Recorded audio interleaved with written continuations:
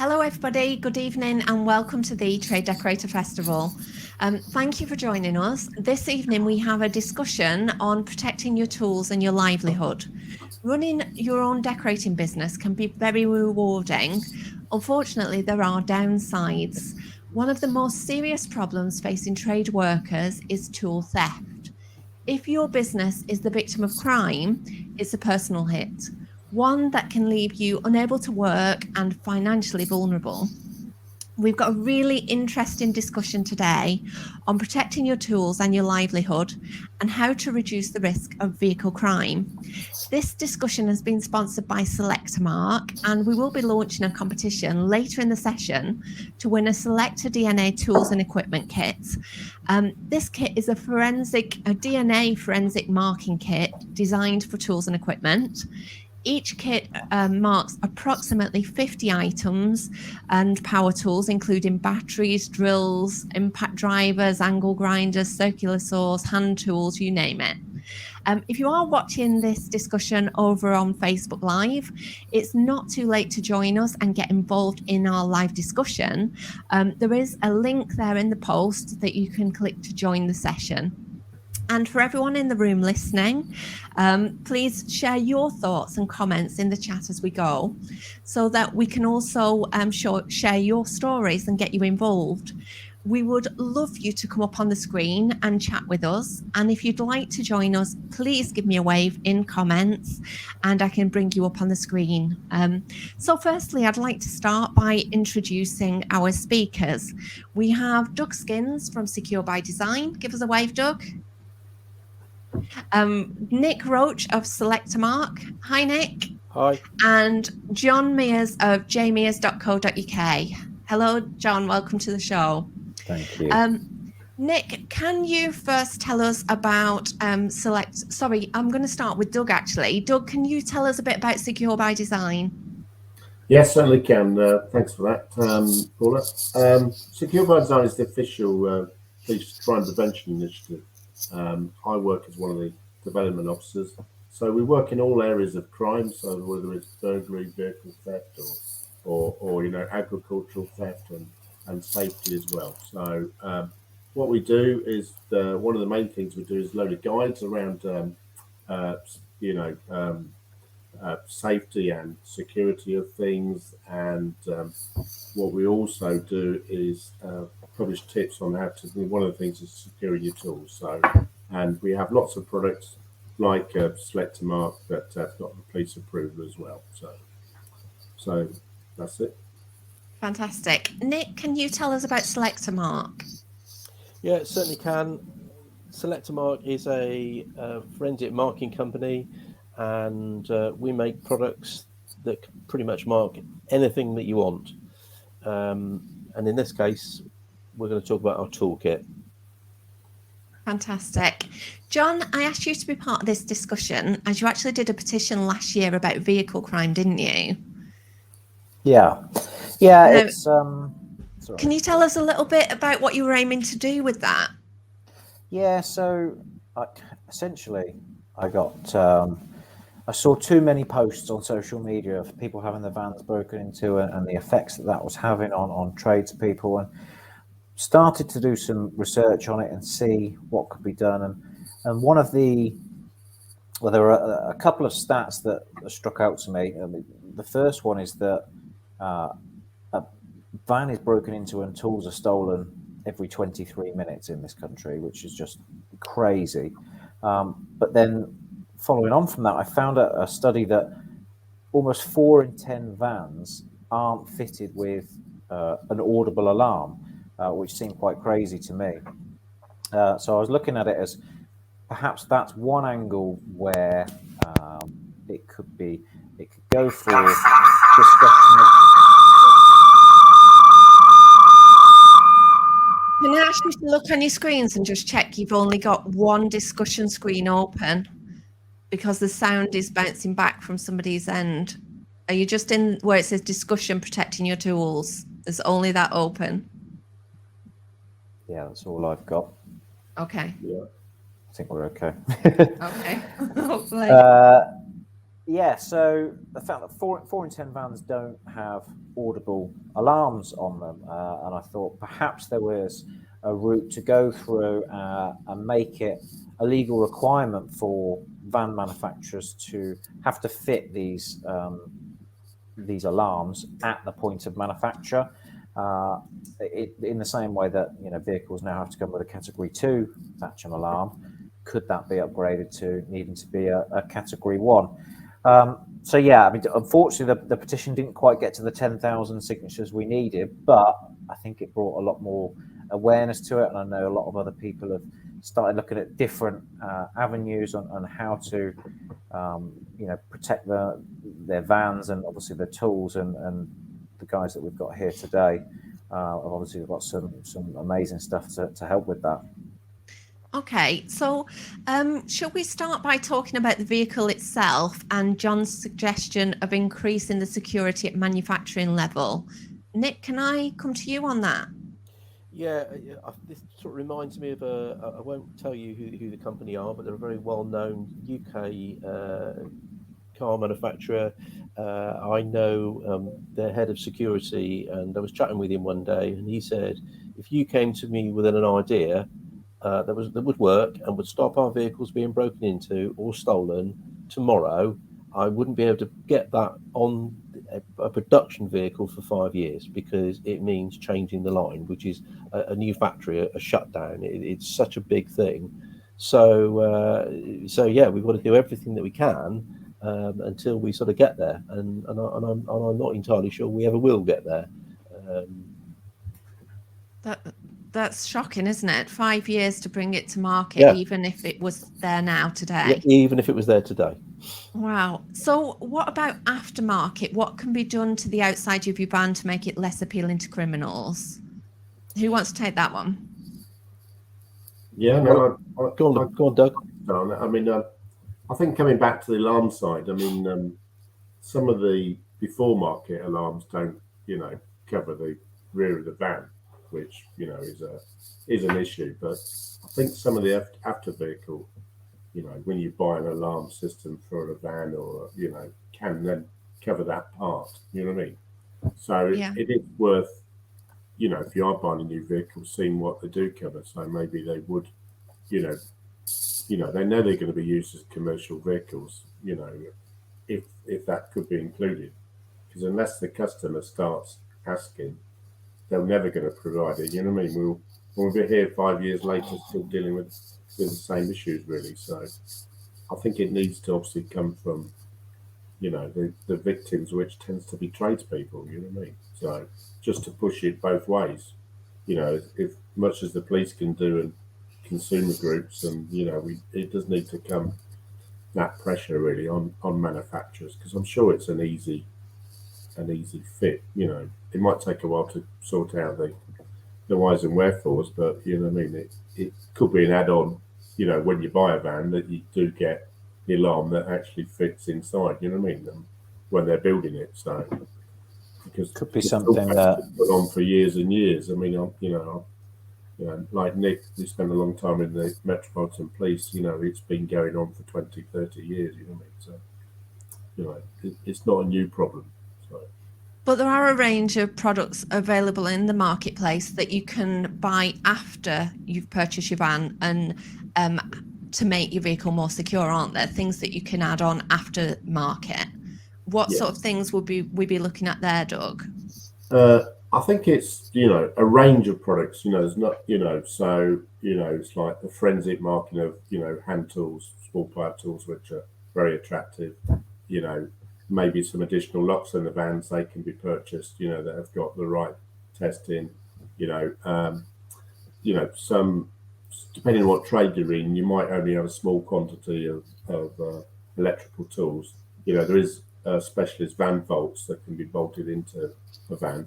It's not everybody's, it's not going to solve all the problems, but, and then obviously when the other issue is when you come and take them out, but we can maybe come to that later on, so it's about marking, trying to protect them in the van as best you can and where you park in. Really, so.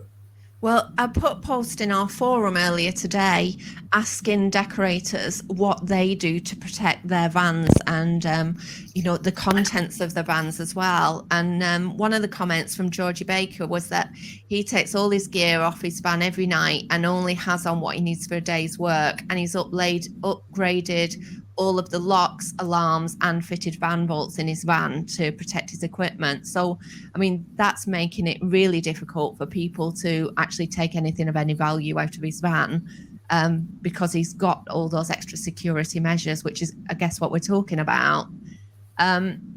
So what about common sense? Doesn't this play a part? What tips would you give for what you should and shouldn't do? For example, where should you park your van? What do you think, Nick? Well, I'd always park it somewhere it's in good lighting. Thieves don't like good lighting. Park it if you can see CCTV. Park it that's in view of it. You don't know it's working, but the thieves don't know it's working. It's that kind of scenario. But just sort of put it in an off-putting place, and that's going to have an effect on it. Because don't dismiss thieves as being stupid. They're not. They're very clever people. Those people who know what they're doing, and make a living out of it, will look at these risk mitigation factors, and they'll steer away from them.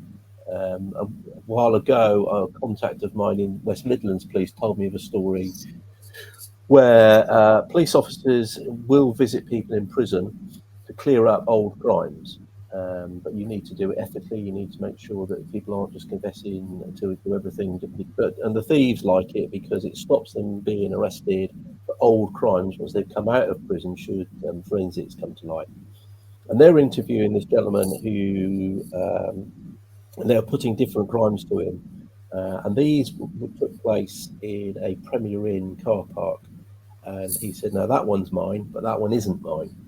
And he said, well, how can you be so certain that that one isn't you? And he said, well, that's an attempt. He said, that on that occasion, the person, whoever it was, broke into the van and didn't get anything. I always get something.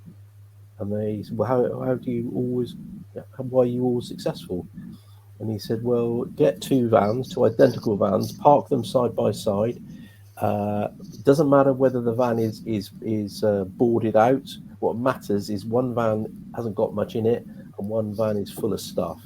Bang the side of the van with your fist, and it makes an entirely different noise. So if I bang a van and it's empty, I won't bother with it. What's the point of it? So yeah, they're not stupid. Yeah, it just goes to show then they know what they're doing. Unfortunately, they do. Yeah. Doug, can you tell us about the Park Mark scheme? Yeah, I'll just share my screen if that's all right. Yeah, sure. I'll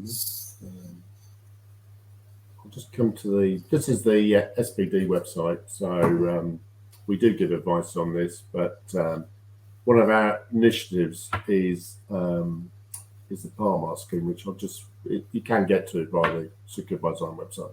So it's introduced nearly 30 years ago now, and it was a result of all the car thefts, that we had 30 years ago, car radios, which has sort of vaguely gone away now because they're built into cars. But the Park Mark scheme is a national scheme. It's run by the Parking Association for SPD. So you often see the logo, the Park Mark logo on car parks that have it. It tends to be council car parks and railway stations and that sort of thing. Unfortunately, Doug, are you sharing your screen because we can't see it? Oh, can you? You see that now? Yes, we can. Sorry. So let me just zoom back. So this is the Park Mark scheme. So I say a lot of the you can find out where your nearest one is. So if you are travelling away, you're on you're travelling, doing jobs and you're not at home every night. So I say most of them tend to be council. What they don't have is a lot of hotels on there, which is a shame. So I think they're trying to speak to the people that run hotels like IXG to try and get them onto the system, because a lot of vans, recently have been broken into in hotel car parks. and some are better than others. So, you know, when you're travelling, where you're stopping, whether it's a Premier Inn or say what the lighting's like, but they're not normally members of the scheme, which is a shame, really, because it really does reduce crime. You know, I used to deal with the Royal Marsden Hospital in London, and they had really bad vehicle crime. You know, people going to hospital for cancer treatment, and when they joined the scheme, over 5 years, they reduced it to virtually one break in a year, rather than 110 or what it used to be. So, Wow. so it does work, and it's like Nick said, it's about good lighting and CCTV. So Okay. that's And just what? a quick resume of what it is. Okay. And do you want to put a link to that website in the chat so that people can find that afterwards and have a look? I certainly can. Yeah. Oh, brilliant. And what about with regards to the contents of the vehicle? What can be done to protect them? Doug, do you want to tell us about some of the different things available? Yeah, I mean, as Nick will probably come on to, I mean, the police recover an awful lot of tools, you know. So, you know, once you've protected your van itself, you know, put them in a secure unit, or, you know, you're improving your home or garage where you're going to, you know, keep them.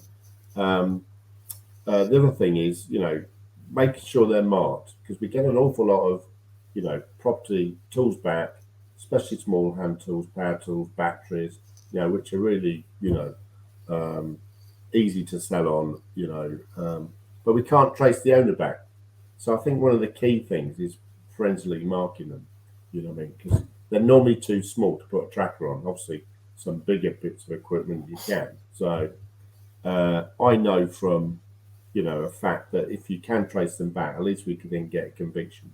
So it's marking it, and I know people don't, but if we do find one, you know, glows under fluorescent UV light, you know, it does give the police a big advantage, because when we're dealing with, you know, a large van full of tools, might have hundreds of tools in, and we can't trace them back, it is really, really difficult. So, and it's annoying, because we've obviously got some people in custody, you know, we want to get a conviction and prosecute them, but unless they're marked, we need to find an end user. So I think, well, that's one of the key things for smaller tools. For bigger tools, tracking systems are fantastic. You know, so if you've got an expensive piece of kit that's obviously larger than a, you know, battery power tool, you know, tracking systems are cheap. You know, they can, and they are the new battery backup systems that they use are really, really, they can last for 5 years. You know, so it's a long time. So probably longer than the tool's going to last itself, to be honest. So Okay. So that's the two key things I would say. All right, perfect. So marking and tracking. So if you want to have a good chance of your tools being recovered, let's talk about what's certainly the best solution currently for the next sort of 5 to 10 years minimum to minimize the effect of vehicle crime. Doug, you can you tell us a little bit about the story you told me about Tottenham Hotspurs and what happened there? Yeah, this was a series of break-ins that took part by an organised gang that went from sort of Norfolk all the way up to the West Midlands and down to the sort of West Country, and there was a huge van full of tools. I happened to be doing a talk, funny enough, at Tottenham Hotspur football ground on tool theft to another group. So one of the companies that I know, member of SPD, sent me some pictures of this van, and it was found at Tottenham at the boot fair, you know, that happened every Sunday or whatever, and it was full of tools. And the only reason they found because one of the bigger tools had a tracker in it, so they obviously it got notified, so they found all these, and they've done about 30 break-ins, you know, around the country. So it wasn't in one spot, you know. But then we had the difficulty of actually finding out who owned their hand tools, you know, there was an awful lot of hand tools. To be honest, it was a big transit van. It must have had hundreds in it. So, you know, so it is going on, and you know, that's, you know, it's one of the things that it's a good way to get rid of them. Sometimes they always have dodgy receipts, so you're trying to find out whether they bought it from Joe Bloggs down the road on a piece of paper, handwritten receipt, and so that makes it even more difficult for the police. So you're actually trying to prove they've not bought it as well. So these are the stories that we're hearing from them. So, and this is where the marking really comes into its own. And in that van, there was hundreds of tools and just one with a tracker. Just one with a tracker. Yeah, no, it was, and that's all it takes. Nick will tell you, it just takes one that's forensically marked, and then we can, we've got somewhere to go. Yeah, because that one indicator tells you that the rest of them are probably stolen as well, I guess, doesn't it? Well, yeah. Well, we know that. It's just proving it. It's evidence that it's. Yeah, of course. We know they're stolen. It's just it's. And they're expensive. Power tools and batteries are expensive. So. And what about is there not a national database for property? There is a couple of databases. I mean, I think Nick might cover that with Selector, but yeah, there is a couple of databases that people can go onto. Okay. And there is a new scheme coming in, hopefully in the near future, where the police can get access to all these databases. So, fantastic.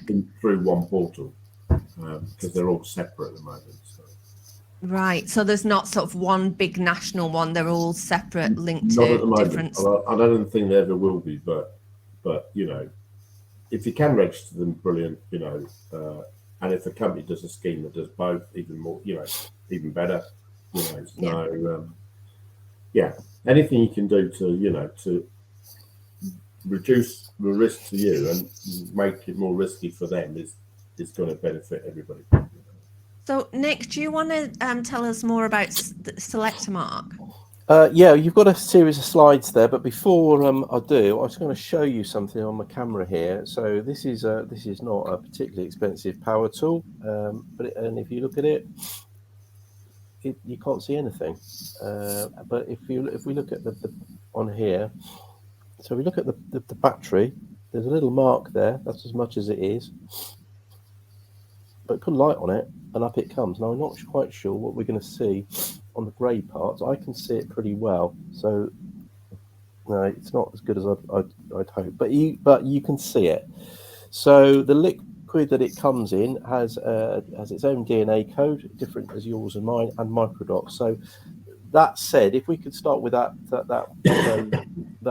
presentation, please, Paula, and I'll talk through it as we go. Yes, sir. Be assured, everybody, it's not death by PowerPoint. It doesn't last long, and I can talk quite quickly. All right, perfect. Okay. So, if we can go to perhaps the slide number 2, and we'll kind of work through them from there, because you know who we are. So we're a global leader. We operate in 40 countries worldwide with Selector Mark. So if we can go to the next one. So how does it work? Well, it's synthetic DNA. So it's made up of the same stuff that you and I are made of our DNA, but we've put it together in a lab as opposed to it being done by nature. And we make it in an accredited laboratory, ISO 17025. So that's the same accreditation that the police forensic labs have. So if it was ever tested, it's not going to be a problem. So if we go to the next one, please. Right. Well, first of all, is it safe? Yeah, it's absolutely safe, because we fit it in all sorts of things. But the thing that we're going to fit it into at the moment is a glue, and that's the glue that goes onto the tools. But the DNA, so you wouldn't want to drink the glue, but the DNA itself is fine, and because it's made of the same stuff as you and me. So it's unique because each code is made up of a different set of building blocks. And if you think that everything that has ever lived has had its own DNA code, it gives you an idea that how unique we can make it. And we're not anywhere close to running out of codes. But if we were, we would just add another couple of base pairs and we can get a few more billion codes. Now, is it secure? Yeah, it is very, very secure. So the chances of anybody being able to sort of analyze it themselves and work out how we do what we do getting into it is greater than 1 in a sexagentillion. That's 10 to the power of 183. And the scientist that I work with has given me a very simple stat to kind of put that into people's minds of how big that is. That is about the same odds as winning the Euro Millions lottery jackpot 25 weeks in a row. So you're never going to do it. Is it stable? Yeah, it's extremely stable. We use very short strand. We don't need our DNA to be overcomplicated. We just need to identify something from it. So if you look at human DNA, it's very short. And if you look at our DNA, so human DNA is very long. Ours is very short. What can you mark? You can mark pretty much everything. We've got a solution more or less for pretty much everything you can think of. So we can have the next one, please. So we are the only forensic marking company in the world who can find our products with dogs. So going back to Doug's, van stuffed full of stolen goods, if we were there with a dog, and we do loan the dog to police, if we were there, we can find out that dog, and also we can find out that tool because the dog will hone in on it. It's very, very, very quickly. So we can go to perhaps number 8. Okay, so what's it got in it? So we have a UV tracer. So that's why you can see it with a UV light. Police do routinely use UV lights, and we have microdots. Now they're about the size of a small full stop. And they are individual to the kit. So each kit has got its own unique DNA code, and each kit has got its own unique microdot. And the reason the police like this is that it can give them an instant result. So they don't have to wait for us to analyze the DNA. It could be that they can find the microdot, look at it with a pretty low level microscope, and we have them as small as like lipstick type readers. Look at the code, and then can find an individual. It's rather like doing a car check, only faster, because of the microdot. I can't quite see what, I don't remember what the next bit is underneath that one there, Paula, the last one. Right. Okay, so that's what the kits, that's our tool marking kit. We make lots and lots and lots of different kits for different things. As Paula said, in there is enough to mark 50 items. Perhaps if we move on quickly, and I'll unbox one and just talk about the stickers. That's what a microdot looks like. Now that starts life as a small full stop. It's spread over there, many lines. It goes left to right, right to left. So it never had a head or a tail. So what the police would search on there is that SEL number, SEL 120228. Press send, and it will come back. That belongs to Nick Roach or whoever, and it would provide them with my home address, work address, mobile number, work number, every kind of point of contact you can think of, so that they can get out of somebody quite quickly. So you have the next one. So as I said, we do all sorts of different kits. The thing that changes really is the stickers. I'll talk about the stickers in a second. The next one, please. Very simple to put on. Just decide where you're going to put it, give it a shake, use the applicator, get it into those hard to reach areas, and get the stickers on there. You spoke earlier about how can you make the outside of a van look less attractive. Well, we have stickers that go on the van to tell people, to tell thieves, it's marked, don't touch it. And we know that they don't like this stuff because you get stopped by a police officer, UV light, and suddenly there's questions to be asked that they can't answer. And then put it onto our website. It's searchable by police, very secure. In fact, it has an accreditation that we're the only business in the country that has that security accreditation. If we can go to the next one, I think we're almost there now. Yeah, there it is. LPS 1224 issue 3. We're the only business in the country that got that for our websites. I won't bore you with the kind of stuff, but to give you one specific example, if I do a lot of traveling, I can't connect my laptop to hotel free Wi-Fi. There's lots of programs I can't use because they're a source of spyware. So I have to do everything through an encrypted phone, which sometimes can be a bit frustrating because it can be slow. But it's worth having to say, this is how serious we take your security. And I think that was possibly it, Paul, isn't it? One more? Yeah, just your there's contact my details. details. So if you can bear with me, if we can come back to full screen, I'll just talk through what we've got in one of these boxes. This is the box that's up for the prize, or a box like it. So inside it, there's the bottle of glue for the marking, and I don't know if you can see that. Maybe not, but there's some tiny little dots. Those are the micro dots. So you have in here we have 2 applicators. Each kit has its own unique numbers. So there's a kit and pin there for you to register it. The thing that differs from one kit to another with us is the stickers, the sort of stickers that it comes with. So this kit comes with a couple of stickers for van doors and the like. It comes with van window stickers, little window stickers for your passenger and driver window. It comes with other window stickers for your premises. It comes with, there's 56 of these, so there's 50 of these, and there's 6 of these stickers. So they are to go onto the tool to give the criminal further notice that it's marked, to stay away from it. And you might say, well, I could peel them off. Well, if you were patient, you could. But they are tamper resistant. And what that means is that once they've been on for about 24 hours, they are virtually impossible to get off. They will come off in hundreds and hundreds of very small pieces. Now, I see a lot of stolen property, and I see some stolen property that is marked with Selector DNA. So I'm not saying it's a magic bullet, it will stop it completely.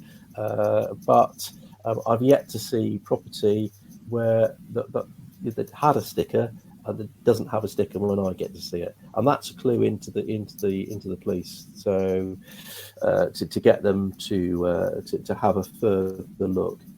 Very simple set of instructions, and there's a number of videos on YouTube telling people how to do it.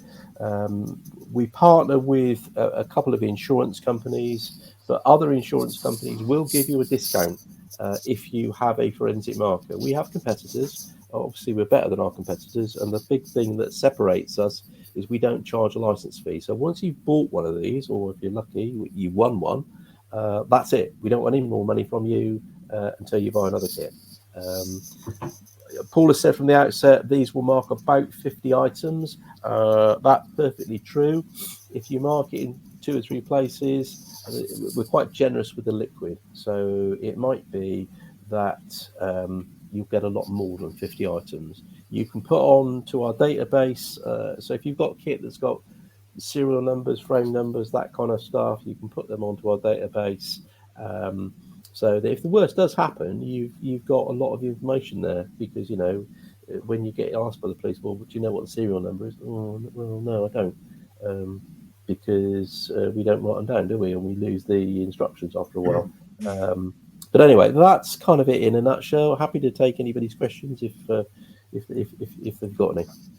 Well, Brian's just made a very valid point, which is something we were discussing, and I think myself and John brought up when we were speaking to you before, that He says he didn't know that this stuff existed. I really do think it's an education aspect that's needed to actually inform the tradespeople that this is available, because it is a massive deterrent. I mean, Brian's also said, what's the punishment that these guys would get if they got caught? Probably not enough. Well, whatever it is, I'm an ex-police officer, so I would agree with you there. Whatever they get isn't enough. But the great fear is they don't want to be caught. Now, this might sound a bit brutal, but if your van has got these stickers on it and they break into the van next door to you that hasn't, you've got your kit. Unfortunately, somebody else might not. But this is I think about that's protecting yourselves. it's an important thing, isn't it? That it's simple things like the stickers. It's all about making your van less attractive to criminals. So having the sticker in there, having the sticker on your equipment, yes, they could spend ages trying to peel it off, but anyone who's trying to steal some tools with a sticker saying that there's DNA all over it, they're going to struggle to sell that. So they probably will just leave it. Exactly. And like you say, if the van next to you hasn't got those stickers, they're probably, or it's got slightly lesser protection and security than your van, then like I say, it's a horrible thing, but you got to protect yourself at the end of the day. It's a grudge purchase. We exhibited last year, just after COVID, just after we were able to go out again, in Coventry at the Tools Show. We didn't do very well. We were opposite a tool company. I can't remember who they were now, but they had a very good show. They sold lots of tools, and a lot of the tools they sold were to replace stolen tools. But I don't want one of your kits. At the end of the day, you can claim your VAT back. These are $49.58. Not including the VAT. And you can mark 50, 60, maybe more items out of that.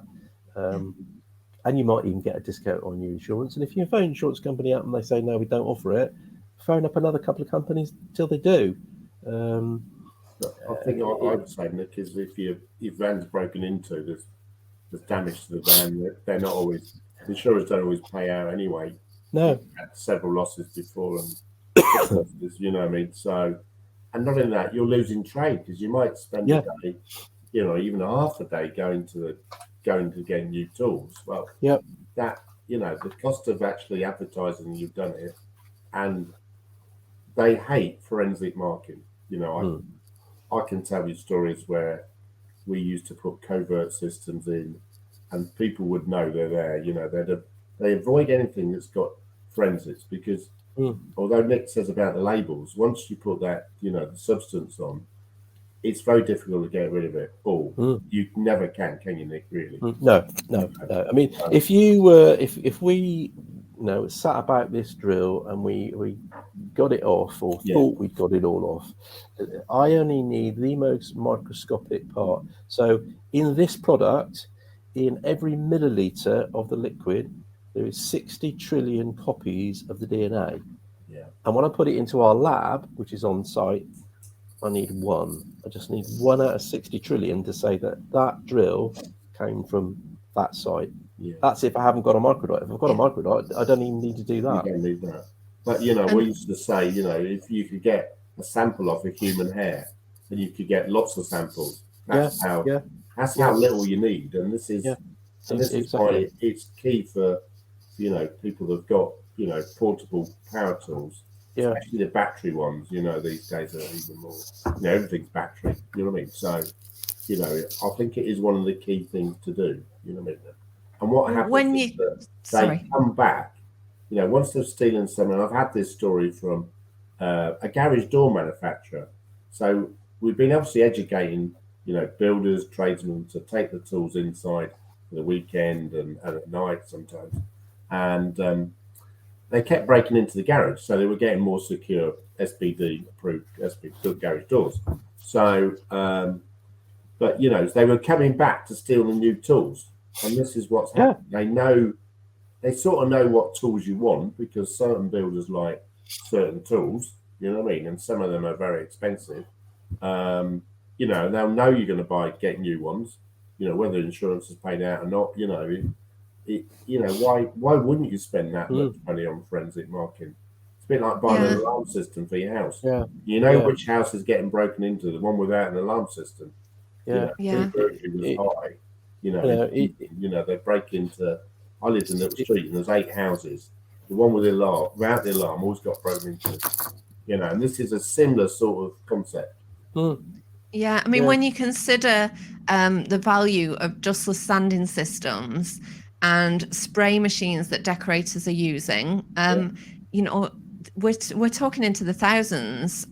For the sake of £50, you could mark all of those major equipment and all your power tools, and you're protecting yourself and your equipment and your livelihood. It seems like a no-brainer. Yeah, I think sprayer systems, because funny enough, I bought one and did use one when I built a new house. So they are expensive, you know what I mean? Yeah. So, and obviously the professional ones are even more expensive, you know. So they're ideal for good marking, you know what I mean? So, you know, that's the sort of thing you need to be thinking about. Yeah. Okay, Brian said it sounds brilliant. So I think you've converted Brian. I think. Good. Well, Yeah. I hope you win, Brian, in the competition. And if you don't, they're not that much money. There's all sorts of other bits on our site. So if you, and I've covered this with some papers I meant to show you, but I'm not entirely sure what these cost. But if you have one of these, of course, you can take it from site to site. If you want a job for a few days, take one of those along. Now, we won't sell those to anybody who hasn't got a kit. Yeah. Brutally, there is no money in signs. Because we do have people say, do you just sell signs? And no, we don't. And going back to my point about prisoners, thieves not being stupid, there is a criminologist called Professor Martin Gill who did a study of burglars, and he showed each burglar 100 photographs, and he asked them, what would you break into and why, or wouldn't you and why? And he got some of the things that Brian has been talking about, but each burglar saw them in a different order. So he got back, you know, the data that he got back was sort of validated in that, you know, 40 people said they wouldn't break into there because it's got this, and 20 people said they'd break into here because it's got that. And he had one particular burglar who'd said, yeah, that house has got an alarm, or it looks like it's got an alarm, but it's a false box. And he even knew where you could buy that box. So they do their homework. Yeah. And I think the other thing that, you know, what's changed over the years, that it's got more organised. You know, it's organised metal theft, fuel theft. You know, I dread to think what the figures are like. That'll be, you know, in the next 6 months. You know, it's part of that organised gang culture. You know, tools, power tools. You know, fuel is metal theft. You know, of lead and copper. So it's part of that whole area, and there's a lot of money made in it. A lot of theft in the last 5 years. I think it's gone up rather than down. So cycles were a big thing in COVID. They got stolen to order, e-bikes, you know. So it's not going away. So, Doug, did you want to tell us about the new crime prevention hub? yeah, I'll just quickly share my screen again, just to quickly show you around the SBD website. Right, this is can you all see that? Yeah. Yeah. So this is the SBD homepage. It's all getting an update very shortly, but it's just a little bit about initiatives, about the member products, like Selector mark there. Remember, you know, our guidance, but maybe it's something you probably don't need to know. There is an accredited product search, but that's going to get changed very shortly.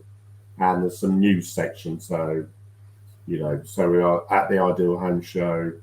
Ring the doorbell people. That's actually quite a good product as well. If you're parking, it's just got the new point mark, so makes it sure it's secure for internet things. So, but on the website, there's the crime prevention pages. Just see if it clicks through. So there's a whole lot of this is getting updated all the time. So there's home security, garden. We do with the RHS.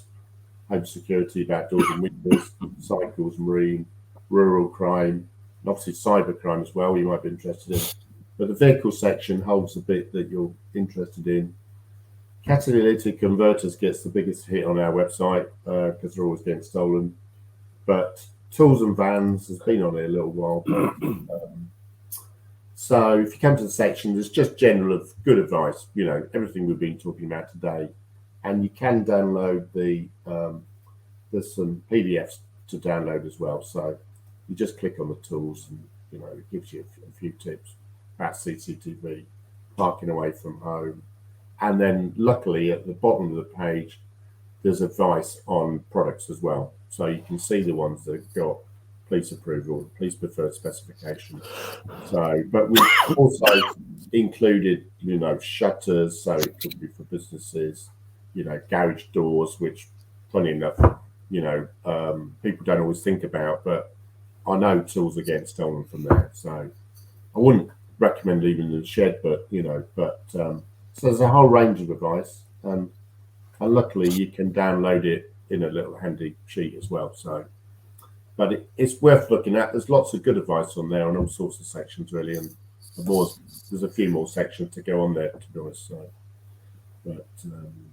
but yeah, I think there's a lot of what can seem like quite simple tips, but make a massive difference.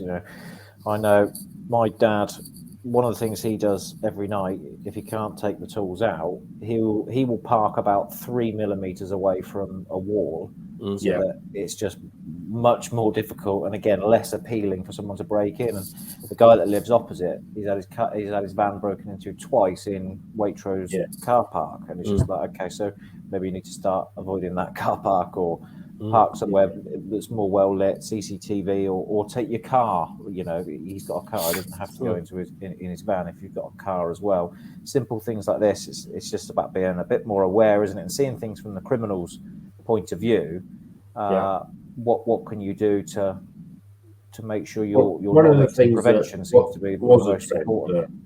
One of the things that was a trend was a lot of vans had side doors.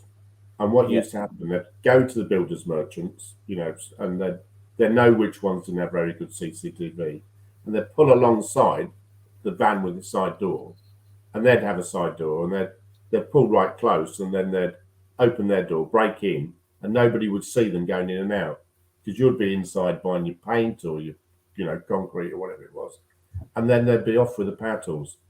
It was a big trend, and I suspect it still is.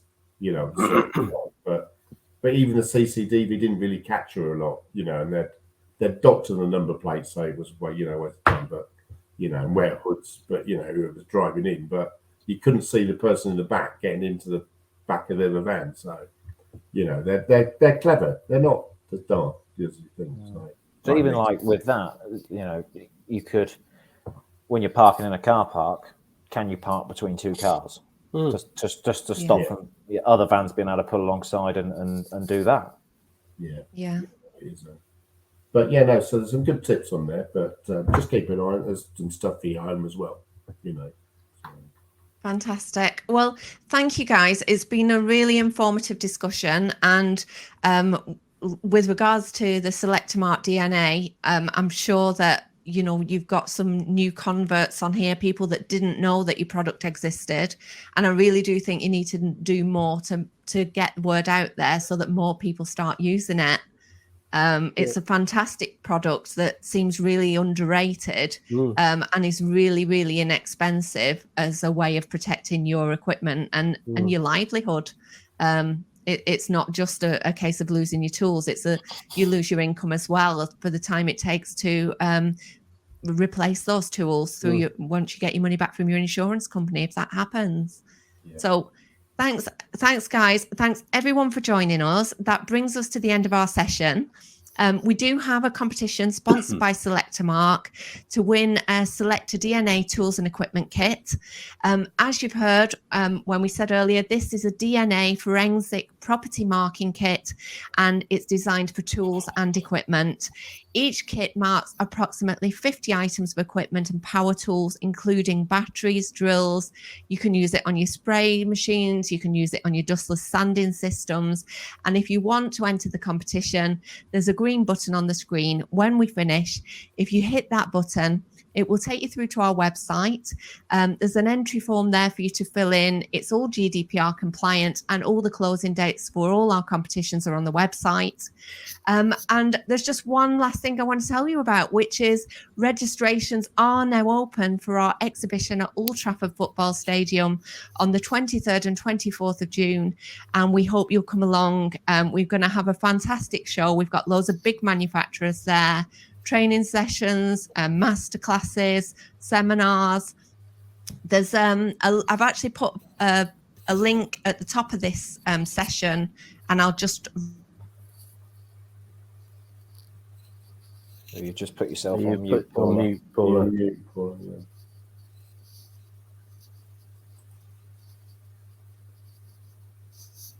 Link is in the comments, I think she was going to say. But right at the top. She put the link. Yeah. John, yep. Sorry, guys. There you go. Down there. I'm going to just put that link. It is at the top. I'm just going to repost it here for you, so that you can click on the link and book your tickets for the live show. It's all free, and if you register now, you've got a chance of VIP tickets, which all the details on that are on the website. So thanks again, guys. Thanks for joining me on the show, and I'll see you all soon. Thank you. Okay, thank you. Thanks all. Paula. See ya. Okay.